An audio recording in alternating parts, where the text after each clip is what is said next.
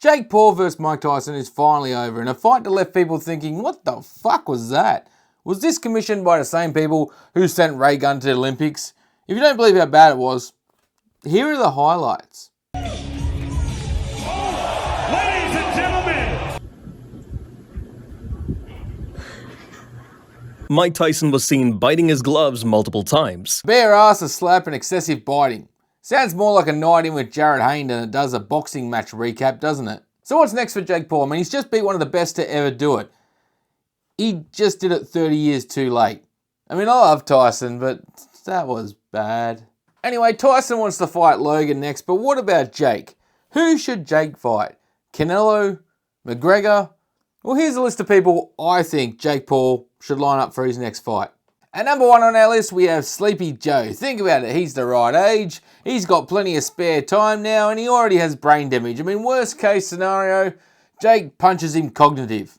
Best case scenario, he has to stand down and Kamala has to fill in for him. And Jake punches her right back up her fucking coconut tree. I don't know what's wrong with you young people. You think you just fell out of a coconut tree? At number 2, we have 100 fourth graders. Every guy has had a night out drinking with his mates, and we've all been asked this question, this hypothetical question. A common question that everybody thinks about.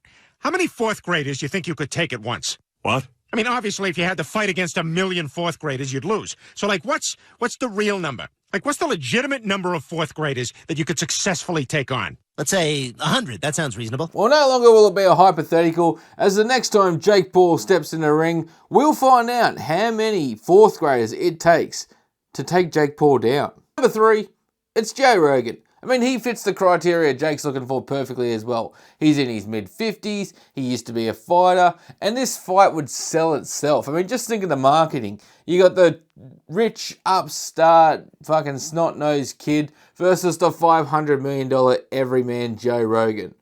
I know it's bullshit, but I'd watch that fight.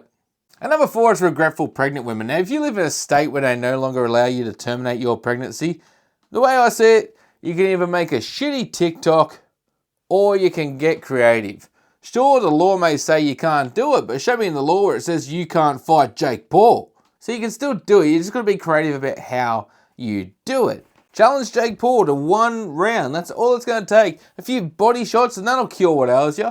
The best part is, there's 12 rounds. You can bring 11 friends who have just been cummed in and they don't want to go through with it. And Jake Paul will just be fucking Thanos and babies left, right and centre. Plus you get a sweet payday. And at number 5, it's Francis Ngannou, just because I'd like to actually see Jake Paul get knocked the fuck out. So there you have it. There's some people I think Jake Paul should reach out to. Who do you think he should fight next? Talk to me in the comments. Help that get to 1,000 if you don't mind. And until next time, ladies and gentlemen, ta-ta and farewell. Ta-ta and farewell.